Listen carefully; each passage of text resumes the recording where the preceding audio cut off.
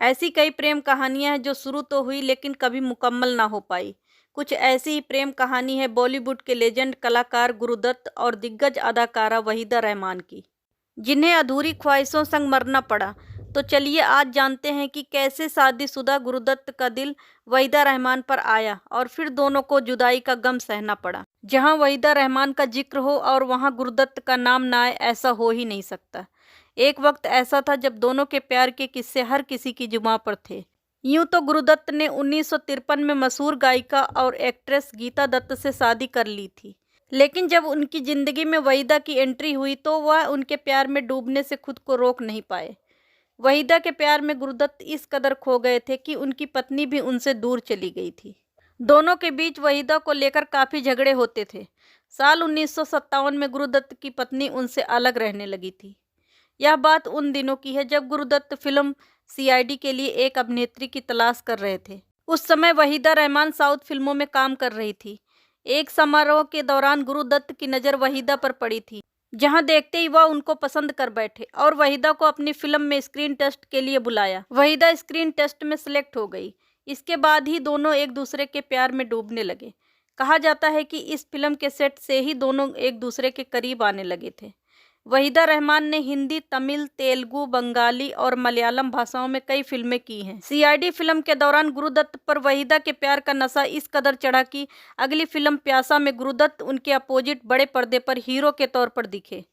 कहा जाता है कि फिल्म प्यासा के लिए गुरुदत्त की पहली पसंद दिलीप साहब थे, लेकिन फिल्म में अभिनेत्री वहीदा रहमान होने की वजह से उन्होंने खुद एक्ट्रेस के अपोजिट काम करने का फैसला किया। हालांकि इस फिल्म में दोनों की जोड़ी को दर्शकों का खूब प्यार मिला, लेकिन इसके बाद से वहीदा और गुरुदत्त के प्यार के चर्चे शुरू हो गए थे। इस फिल्म ने हिंदी सिनेमा में एक नई क्रांति ला दी थी। उस वक्त इस बात के काफ़ी चर्चे थे कि गुरुदत्त वहीदा रहमान के लिए सीन्स खुद लिखते थे। इतना ही नहीं, उनके नज़दीक आने का बहाना ढूंढते रहते थे।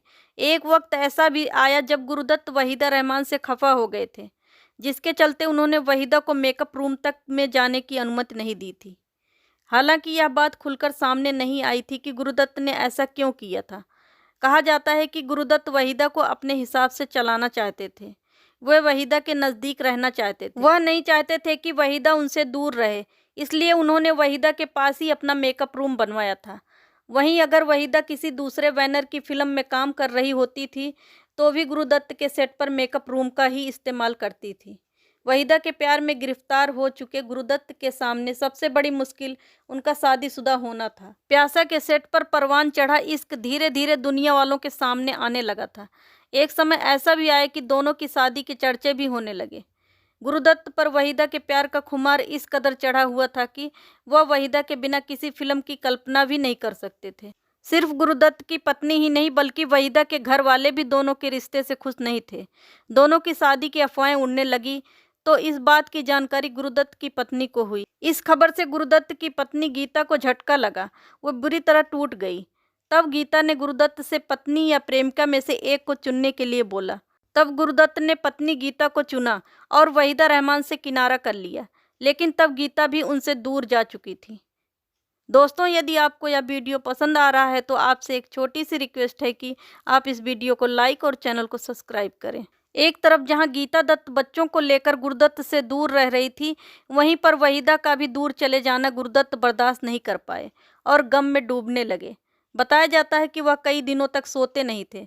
शराब को उन्होंने इन सब से बाहर निकलने का जरिया बनाया।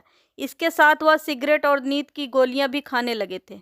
गीता गुरुदत्त से इस कदर नाराज थी कि वह उन्हें बच्चों से भी मिलने नहीं देती थी। गुरुदत्त को अकेलापन खाए जा रहा था। वह अपनी बेटी से मिलना चाहते थे। इसके लिए उन्होंने कई बार गीता को कहा भी, बेटी से मिलवाने की गुजारिश भी की, लेकिन गीता नहीं मानी। एक समय ऐसा आया कि गुरुदत्त अकेलेपन में इतने खो गए कि उन्होंने अकेले ही प्राण त्याग दिए। 10 अक्टूबर 1964 को गुरुदत्त की मौत हो गई थी। वह अपने घर में मृत पाए गए थे। गुरुदत्त की मौत कैसे हुई यह आज भी एक पहेली है। कोई कहता है कि फिल्म कागज के फूल के फ्लॉप होने की वजह से गुरुदत्त डिप्रेशन में चले गए थे, तो कोई कहता है कि वहीदा से दूरी उन्हें सहन नहीं हुई तो उन्होंने आत्महत्या कर ली थी। दोस्तों, मैं फिल्मों से संबंधित वीडियो बनाती हूँ। यदि आप किसी खास टॉपिक पर वीडियो बनवाना चाहते हैं तो कमेंट करके ज़रूर बताएं और चैनल को सब्सक्राइब करें और साथ ही हमारे लिए कोई सलाह हो तो अवश्य दें।